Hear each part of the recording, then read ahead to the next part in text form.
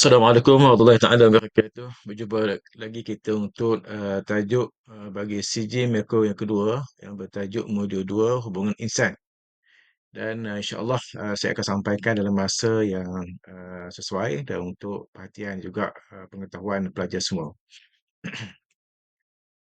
Okey, konsep insan sejahtera. Sejahtera itu berpusatkan kepada manusia dan dia berkaitan dengan pengurusan diri insan itu sendiri yang merangkumi hubung kait antara aspek mikrokosmik iaitu diri dan dalaman manusia itu dan juga aspek makrokosmik iaitu persekitaran luar. Ia perlu seimbang dan harmoni dan terdiri daripada 10 unsur iaitu jasmani, emosi, rohani, intelek, kognitif, etika, budaya, ekologi, ekonomi dan kemasyarakatan. Okey, menurut Zulkifli tahun 2019, sejahtera itu boleh ditafsirkan sebagai cara hidup yang seimbang dan harmoni ditunjangi dengan memelihara dan memelihara dengan sebaiknya jiwa, akal, kehidupan, keturunan, kekayaan dan agama sebagai natijahnya. Malah setiap aspek diri, fizikal dan dalaman manusia itu mesti seimbang dan berada dalam keseimbangan. Dengan mengaitkan diri dan dalaman manusia itu dengan persekitaran luaran, iaitu seperti alam sebelah jadi, sesama makhluk termasuk spesies dan hidupan lain. Dan untuk mencapai keadaan sejahtera secara keseluruhan yang berkekalan ini mampan turut temurun. Maka itulah manusia perlu mengisi ilmu-ilmu yang dikatakan sebagai ataupun yang dikatakan sebagai sejahtera itu ya. Konsep insan sejahtera itu pertama bertunjangkan kepada roh, fitrah, nafsu, qalbu dan akal sebagai teras rohani insan sejahtera. Mempunyai perjanjian primordial antara manusia dan Tuhan, keperluan penyucian hati rohani dan juga menghindari tipu daya duniawi. Selanjutnya kita bahaskan berkaitan dengan roh, fitrah, nafsu, kalbu dan akal sebagai teras rohani insan sejahtera, di mana terlihat dari sudut konsep dan pembentukan manusia sendiri adalah unik, iaitu antaranya dikatakan unik itu seperti evolusi pemikiran Darwin atau oleh si penyesuaian genetik yang panjang atau oleh kejadian semula jadi. Manusia sebenarnya berada dalam bentuk Adam kejadian Nabi Adam alaihissalam hasil dari niat dan ciptaan Tuhan yang disengajakan. Manusia pertama daripada tanah, kemudian ditiupkan padanya roh Nabi Adam tadi, kemudian diangkat martabat manusia kepada makhluk rohani yang memiliki unsur ketuhanan dan dirinya iaitu roh yang tidak akan binasa dengan kematian fizikal manusia. Semua manusia perlu beroperasi mengikut sistem, visi, misi, objektif dan nilai seperti yang telah ditetapkan oleh agama atau moral. Manusia memiliki suatu status keistimewaan sebagai satu-satunya makhluk Tuhan yang secara semula jadi dan asalnya dikurniakan roh, fitrah, nafsu, qalbu, yakni hati dan akal ataupun intelek sebagai rasional dan kognitif qalbu. Okey, perjanjian primordial manusia dan Tuhan. Kebolehan untuk memahami kewujudan Tuhan yang Maha Berkuasa adalah fitrah manusia dan kognisi dari naluri manusia. Manusia sedar dan mengetahui secara semula jadi tentang perkara yang mungkar itu adalah berdosa dan menjauhi kejahatan itu adalah satu perkara yang baik. Tuhan telah menganugerahkan kepada manusia kehidupan kesedaran dan pertuturan serta dikurniakan akal dan kepahaman serta cara yang betul untuk mengabdikan diri kepada Tuhan.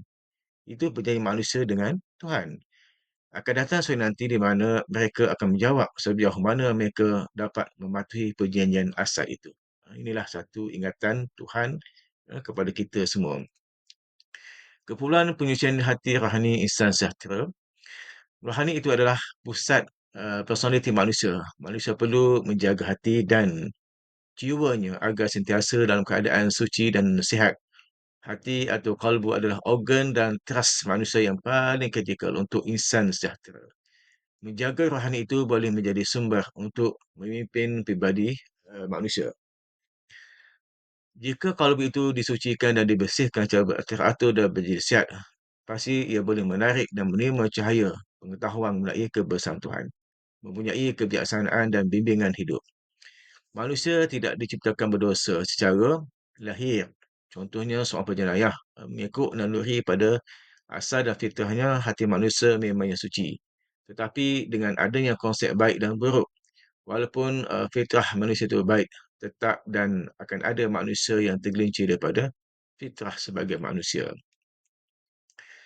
Proses daripada penyucian hati adalah untuk mencegah hati dan terus dicemari mencegah hati dari terus dicemari oleh hawa nafsu atau dipedaya oleh syaitan dan khayalan duniawi dengan bertujuan untuk mencapai tahap hati yang sihat. Hasil diterapkan daripada proses penyucian dan pembersihan rohani ini akhlak adalah untuk menghasilkan generasi baru dan pemimpin masyarakat serta memiliki integriti dan nilai moral yang tinggi. Tetapi jika hati itu tidak dijaga dan terus-menerus dicemari hingga mendatangkan pelbagai jenis penyakit hati, maka hati yang berpenyakit itu akan menguasai personaliti manusia dan terdorong untuk ke arah semua jenis krisis kemanusiaan seperti perbuatan jenayah, tidak bermoral dan tidak beretika. Ini adalah satu kerugian dan kesesaraan yang sebenar. Insan tidak boleh lagi menjadi insan sejahtera apabila ini berlaku.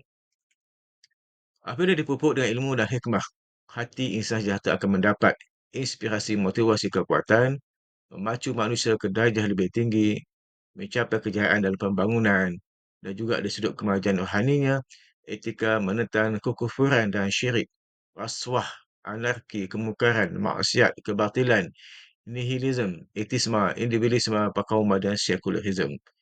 Malah masyarakat yang bebas dari rasuah dan kemunafikan perlu bertunjangkan kepada hati yang selalu disucikan, intelek yang waras, agar dapat melahirkan insan sejahtera yang baharu. Jika tidak, akan wujud transformasi moral dan sejarah akan berulang lagi. Dilengkapi dengan akal seperti ini, insan sejahtera yang futuristik dan akan lebih mampu untuk melibatkan diri secara bijak dan yakin dalam dialog dengan pemimpin luar dan golongan dunia yang sekular. Mengenai isu yang berkaitan dengan kuasa pembangunan, kemajuan, kesejahteraan, kemampanan, kejayaan, kemampuan atau kebahagiaan sebagai milik mereka.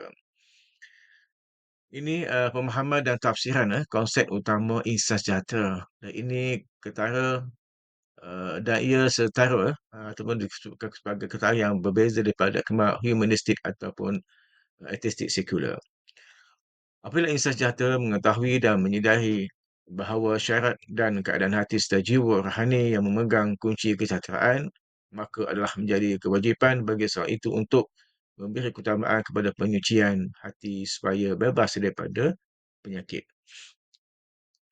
Menjauhi tipu daya duniawi. Cabaran insan sejahtera antaranya adalah cabaran untuk atau percubaan untuk menjadi manusia yang berpegang kepada kewajipan agama dan pegangan moral. Menyuruh kepada yang ma'ruf, melarang kepada perkara kemungkaran. Generasi muda perlu bercita-cita untuk menjadi pemimpin atau pengurus masyarakat pada masa hadapan yang dapat memahami apakah dan bagaimanakah cara tipu daya kuasa-kuasa yang jahat dan godaan yang cuba menyesatkan, merosakkan dan akhirnya menghancurkan pemimpin dan rakyat jelata. Pemimpin dan golongan atlet ataupun golongan elit mesti tahu dan mengambil iktibar, terutamanya apabila mereka merancang masa depan untuk mereka, organisasi, masyarakat dan negara.